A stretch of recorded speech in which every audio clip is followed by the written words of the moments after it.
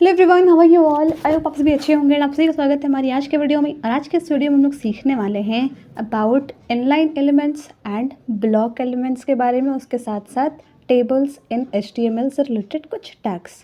तो last video में हमने सीखा था कि परी कोडिंग सीखना शुरू कर चुकी है और उसको काफ़ी चीज़ें समझ में आ रही है और अब क्वेश्चंस का आंसर भी बहुत अच्छे वे में दे रही है। तो आगे उसकी जर्नी के साथ हम लोग भी कंटिन्यू करते हैं। अब यहाँ पर हम लोग बात करेंगे दो एलिमेंट्स की, that is block elements and दूसरा इनलाइन एलिमेंट्स। तो अब ब्लॉक और इनलाइन वर्ड सुनते ही कुछ चीज़ें माइंड में आ रही होंगी इनसे रिलेटेड। तो इससे रिलेटेड परी ने भी अपने माइंड में कुछ कहानियाँ बनाई कि इनलाइन इन द सेंस जो एक लाइन में हो, जो कि सिंपल सा इस वर्ड को सुनते ही समझ में आ रहा है।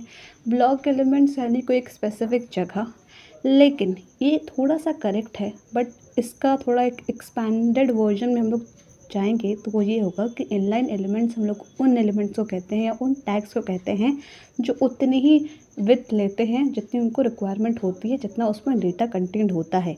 लेकिन जो ब्लॉक एलिमेंट्स होते हैं वो उस वेब पेज की सारी विड्थ अपने अंडर ले लेते हैं, बिकॉज़ वो उनकी एक कैरेक्टरिस्टिक प्रॉपर्टी होती है। तो जैसे कि अगर इसको हम लोग रियल लाइफ से कनेक्ट करें तो आपने एक ग्लास लिया और उस ग्लास को आपने एक टेबल पे रखा। तो ग्लास को आपने टेबल पे रखा तो ग्लास उतना ही जगह ऑक्यूपाई करेगा ना जितनी उसकी नीचे सर्कल बनी हुई है। तो वो हो गया आपका इनलाइन एलिमेंट कि जितनी उसके अंदर डेटा है या वो जितना मटेरियल है, जितना उसका विड्थ है मटेरियल का, उतना ही वो लेगा, ना कि उससे ज़्यादा। ठीक है। बट अगेन अगर हम लोग ब्लॉक एलिमेंट्स को रियल लाइफ से कनेक्ट करें, जैसे परी ने कनेक्ट किया उसको एग्जांपल से, तो कोई भी चीज़ की शैडो होती है ना, तो शैडो कोई भी एक चीज़ है उसको हमने लाइट के सामने रखा तो उसकी शैडो एकदम बड़ी सी बनती है। ऐसा नहीं है कि उस चीज़ की शैडो वही उसके बिल्कुल विड्थ के अकॉर्डिंग होगी, उसके जो चौड़ाई है शैडो की चौड़ाई उससे ज़्यादा होगी।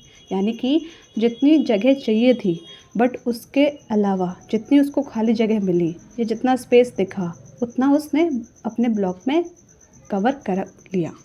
तो आई होप आपको ये कॉन्सेप्ट समझ में आया होगा इनलाइन और ब्लॉक एलिमेंट्स का। अब इसका एग्जांपल देख लेते हैं।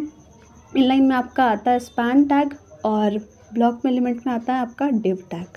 तो एग्जाम्पल भी आपको याद रखने होंगे और परी ने रियल लाइफ से कनेक्ट करके कुछ एग्जाम्पल्स भी यहाँ पर जोड़े, जो आई थिंक आपको क्लियर हो गया होगा कि इनलाइन के लिए कोई भी एक चीज़, ज़रूरी नहीं है ग्लास, कोई एक बॉक्स भी आपने बस उसको रख दिया कहीं पर तो वो उतनी ही जगह लेगा जितनी उस बॉक्स की चौड़ाई है, जो कि आपका इनलाइन एलिमेंट्स करते हैं उतनी ही चौड़ाई लेते हैं आपके वेब पेज में।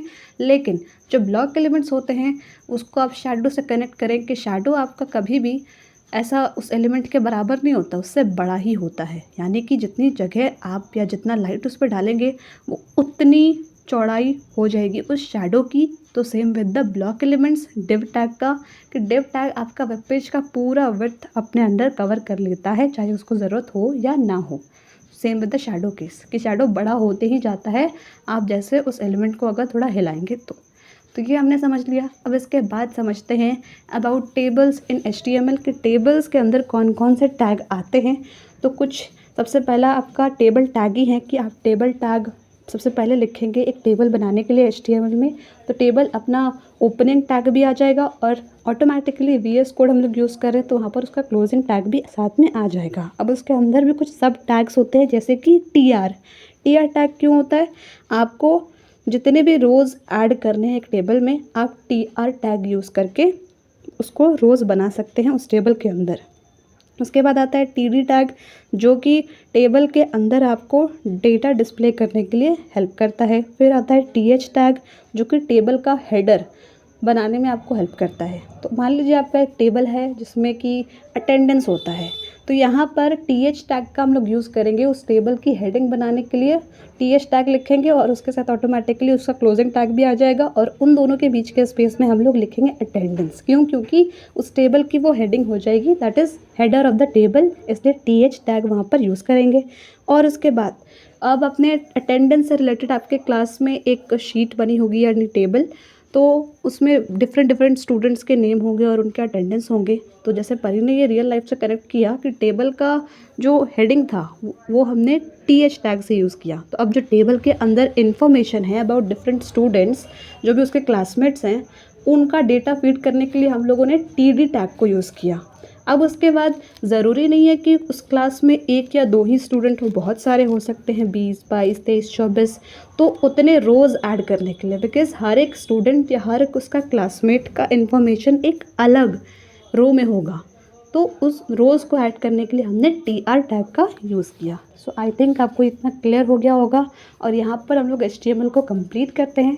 Thank you so much for watching.